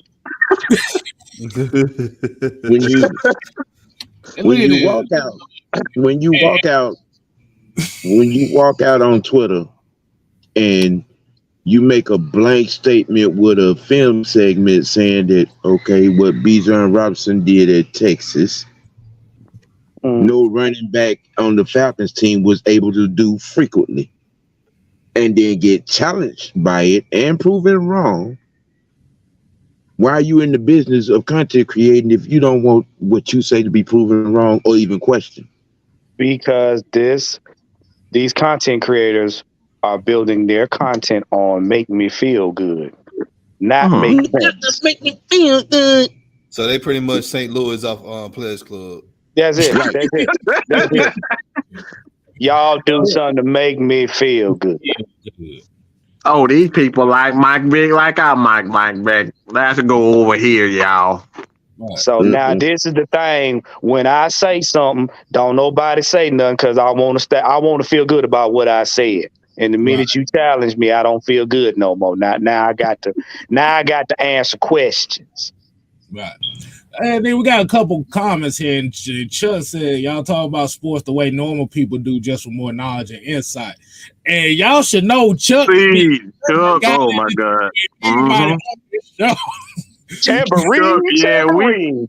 Chuck has got initiated, but I got a love and respect for Chuck because he took our bullets and he did not run like a little bitch like Eric Robinson did. He didn't run and hide, he didn't duck and hide. He kept coming back. Exactly. He kept coming back. I love that type of stuff. Like I said, man. Because even if Chuck want to do something like we doing, like I said, those are going to be the exact shit that he's going to have to deal with. Mm-hmm. Listen, I salute that. I salute Chuck for not bending the knee. Thank you, sir. Exactly. You wasn't in the forest with Robin Hood trying to get rid of Mad Mike for telling the truth. Exactly. And like Mr. Smith said, it's y'all versus other content creators. Other creators for Falcons. Can y'all please hash it out? Would love for y'all to collab with other creators. Get open. Nobody want to take over. Shit. The door been open for 3, 4, 5 years. Nobody want to do it. Look, I'm gonna say it like this. We have been put in the box of the bad guys for so long. I don't think that's even gonna happen, to be honest with you. Yeah, they see Mr. Smith, when we were bad guys, now we were villains, now we're a cult. Mm-hmm. See, the thing is, we threaten other people's fan base. Agenda. Yeah, we no. Let me correct myself. We threaten people's subscribers. That's what we do. So people don't want us on the show because then they expose themselves to their fan base, and now they end up losing subscribers. So they don't want to talk to us. You know, right. We like the agents on we like the agents on Matrix. They don't want to see us coming because they already know we cleaning house. They said no matter where you go, there we are. Right, Mr. Anderson. But like I said, we have been painted on such a bad picture just based on who we are. Like I said, it's a slight chance that will happen. Like I said, we deal with the smaller content creators because them the folks that follow us, and like we like to show them love. And like I said, we show love, and we able to collab with anybody that want to do with us. But when you got a majority of the content creators that don't fuck with us just because of who we are, if you say it, say you scared. You ain't never gonna see it. They said you just can't hear it. Yeah. They said you just can't hear it. Exactly. And in a way, like I said, it doesn't make me no sad at all. Because this is a conglomerate over here. If it's us against the world, we don't give a fuck. Nope. This conglomerate is about 40, 50 deep over here. Look, I definitely don't care. Y'all talking to somebody who made 2 grilled cheeses and put a hamburger and cheese and stuff on it. He's gonna always come back to food. I don't care about my health. If I don't care about my health, you definitely know I don't care about what these people say. Sir. In the words of a doctor, that sandwich is epically disrespectful, but delicious. But it's so good though. It's delicious. My point I was trying to say, we don't care what these other people say, but we're gonna do what we want to do anyway. So we enjoy what we do. Not only we enjoy what we do, but we also speaking on facts. Right. Yeah, like we not butthurt. We not hiding. We're not hiding our shame behind memes on Twitter and YouTube. We're not, having little secret meetings, trying to keep do subliminals. Yeah, no. No, we don't do that. Like I said, we've collabed with other Falcon content creators. That's what Rakondo is. That's what Fresh is. Right. Like you said, it's a couple other other folks out there as well. Like I said, Delilah, we've collabed with her. She's a gamer. Oh yes, absolutely. A grown woman gaming, GWG. Y'all better go subscribe to that. Cause them some females that will beat the shit out of y'all in any game. and I'm gonna tell you right now, she is very knowledgeable about football. Oh, do not come in there with that bull crap thinking you gonna outthink her. No, I think it's not. Nah, don't. No. It's not gonna go well. No. No, she will make you bend the damn knee. She gonna break the damn knee. Yeah. She said Street Fighter 6 is about to drop. See? You see? Already. I'm waiting for that Mortal Kombat. I'm waiting for that Mortal Kombat 1 to drop. I want that Mortal Kombat. I want to get on that Mortal Kombat. Bro, Liu Kang a god? Yes, sir. Yes, sir. Yes. I tried the Street Fighter 6 demo. It's actually not bad, but I have to kind of get into it because I never really was a big Street Fighter fan anyway. Yeah, that's my game right there. I can play Street Fighter all day. Hell nah. I can if I get back into Street Fighter, I gotta get me some arcade sticks for that because that controller shit be hurting my hands. I'm like, this some bullshit. You know you getting old when you can't play with those sticks like that no more because you got pre-arthritis. Bro, listen. Hey. Look. You know good well you can play those video games. You got to get a big enough controller where your hand won't bend that much. That way you can keep operating for a long time.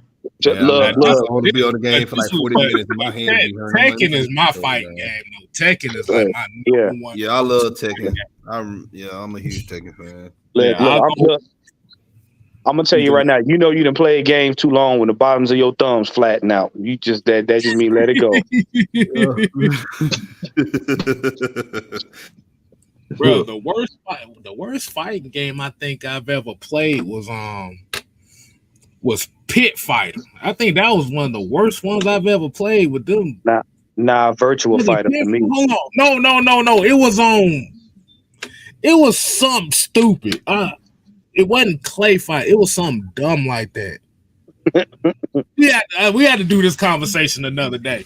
But yeah, like I said, like next time we get Delilah on, we're gonna have a game. We're gonna have a gaming segment right there. So, like I said, so you can find out how much better she is at video games than my black ass is. So, yeah. All that. Look. I ain't gonna even lie. Like I said, I am sorely out of the loop. Got a PlayStation 4 and I don't even play it. So yeah, I'm out the loop. Shit. I'm on my shit every day. Oh, that's one of them, but that wasn't it. He said Shaq Fu. That was bad, but Shaq Fu was better than that was bad. Boy. Yeah, Shaq Fu in Sitco stores.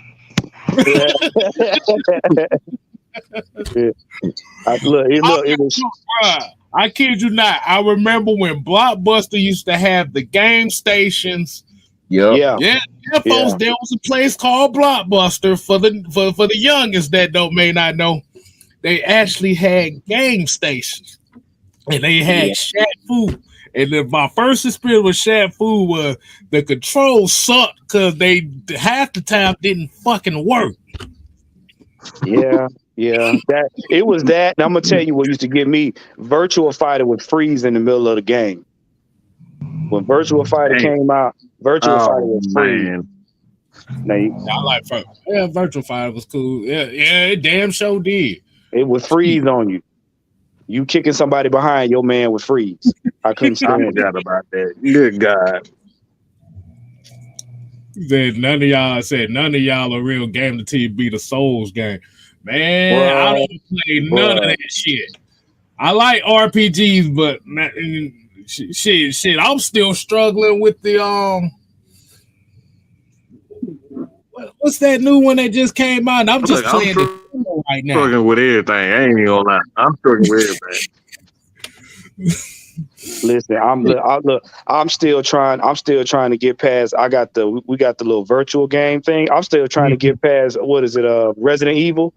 I'm tired of zombies jumping in my face. That ain't fun. It's not fun when you got the headset on and you trying not to break your TV. Nope. And like I said, I like them soul games. I've played a couple of them. I ain't got the damn patience. I ain't even gonna tell you that. Shit, you thought playing The Witcher on Death March. I barely had the patience with that shit. Say y'all ain't gamers because how y'all gonna know a Killer Instinct? No, Killer Instinct was fine, but you got that one person you play and they know the whole damn 365 hit combo. Once they finish the combo, you just put the controller down. I ain't playing no more. Damn that! I remember my Killer Instinct experience at the arcade. This was Greenbrier Mall. This was at the Tilt at Greenbrier Mall. I remember when they had the Killer Instinct machine. I just got finished playing Tekken. I got my ass whooped by some teenager at the time. I was like 9 years old at the time. Got my ass whooped by a teenager. So I was like, okay, I'm finna go try this Killer Instinct. It's a damn good game, but it's like, I'm sitting here, this motherfucker hit me with a 40 hit combo. I said, you motherfucker, I'm done. Hey, Chuck got a question for me. I'm gonna answer right here. He was like, am I worried about Pitts not returning to 2021 form? Nah, I'm not worried about that because look at the position he's in. You know what I'm saying? He doesn't have to be the focal point of the offense, which means that he can, one, heal, and two, he can get better at his game. Plus, he can also build that chemistry with Ridder. So I'm not worried. In 2021, Pitts was a focus of the offense. Wow. And that was one of the reasons why he didn't start out too well because everybody was bracketing him. Mm-hmm. So now he doesn't have that problem. Yeah, I believe he's a y'all act like he's a damn offensive lineman. He got to, constantly have to be on the back of his heels. Like he doesn't have to worry about that. He can run 5-yard hooks and get 10 passes thrown to him and score 10 touchdowns. So it's like we looking at him as he's a wide receiver, Julio Jones. That's not a high demanding, a physically high demanding as far as his athleticism is concerned at the tight end position. That's the beautiful part about being a tight end, is that you don't have to run a 4-4 all the time. Yeah. What I can say is they are eyes. Yeah. Well, what they are going to do though is Arthur Smith now will put Pitts in a position to where he can utilize his wingspan, he can utilize his body size against these safeties and cornerbacks. So more or less, he's going to be able to use his athleticism a lot more than we've seen in recent games to actually, get touchdowns and stuff like that. So it's going to be interesting. They actually mentioned that they actually slowed his rehab. That's how confident they're in at this particular point of where things are. Like you said, it's no pressure. It's no pressure for him. Like you said, you got a Drake London who got chemistry with the guy you got already. You brought in Jonnu Smith, who's a guy that has a similar usage as a Kyle Pitts. Mm-hmm. Like I said, you bring in a Bijan who is similar in how the usage is going to be for him as well. So, like you said, you bring Kyle Pitts slowly. And like you said, even if he does come back healthy for the year, it's not all on his shoulders. What you're going to notice is Arthur Smith is going to use a spread. He's going to use a spread offense that's going to force the defense to kind of like go all over. And then what'll happen is he'll plug players in certain situations to get wins. Like I said, now one place you're going to see Pitts thrive is the red zone.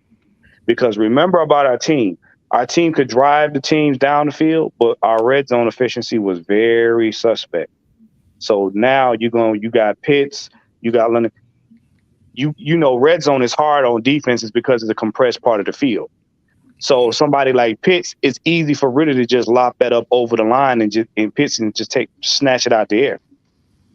So you got to pay very close attention to that. So in my opinion, that's how I see them using him starting out. He'll be in certain plays. He's not going to be on the field all the time. Because like Mike said, you still got to think they're going to lean on the running game. So all of the other stuff will be just extra. Exactly. Okay, I remember what that fighting game was. It was called Tattooed Assassins. I said, what the fuck was this shit? What? Yeah. Yeah, that might have been the worst fight game. I don't even like the name of that game. It basically was supposed to be like a rip off of Mortal Kombat, but they was all tattooed up and shit. I'm like, oh Lord, no. So wait. So you mean like Fighting Streets? Because I remember they had that out too. Mm-hmm. I think that was in the was it? Let me see. Oh no! Wait a minute. Yeah, was it Tattooed? It was something like that. I know it was one of them bootleg Mortal Kombat goddamn games. It was so bad. It was in the arcade. We're like, get out of here. But let's go ahead and wind it down, man. We actually went over the threshold a good little while, but this was definitely a good conversation we had today. As y'all already know, man, we got the 6-man combo coming up tomorrow, episode 101. Yeah. Trying to figure out what I'm going to talk about. Maybe we'll dive deeper into this conversation, as well as, like I said, I just tune in all week. Like I said, we got the Dirty Bird Thursday. We got Regulators, the Rex Pit. We got Champagne Confessions. Hey, man, you got Coach Unchained. Like I said, we doing stuff every day. So y'all make sure y'all hit everybody's links in the conglomerate. OG Big Sam, OG Truth Hurts. So until next time, y'all. Michael, you ain't y'all played them Family Dollar fighting games.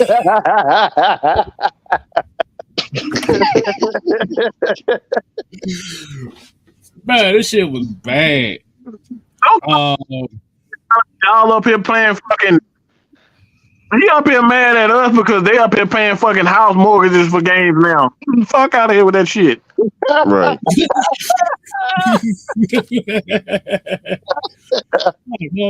fuck that. I'm gonna go to LuckyGames.com and I'm finna get me a PlayStation 2 game for $3. Hey. Fine. Hey, there you go. Well, I'm playing. Look, I'm playing Madden 04 right now as we speak. Hey, K-Side, look. I went and got one of them game consoles with one cartridge that got about 45 games on that bad boy from 3 systems. Oh yeah, bad. That sucker cost me $25. Exactly. But exactly. So, like I said, tune in tomorrow. Like I said, 6-man combo. Like we always say here, man. We ain't here to play. Nope. We ain't here to play. We here to motherfucking stay. You can get your monkey ass the hell out of here. Man. You ain't gotta go home. You ain't gotta go home, but you gotta go Goonie Goo Goo. You tell the black Steven Tyler up here, what the hell was that?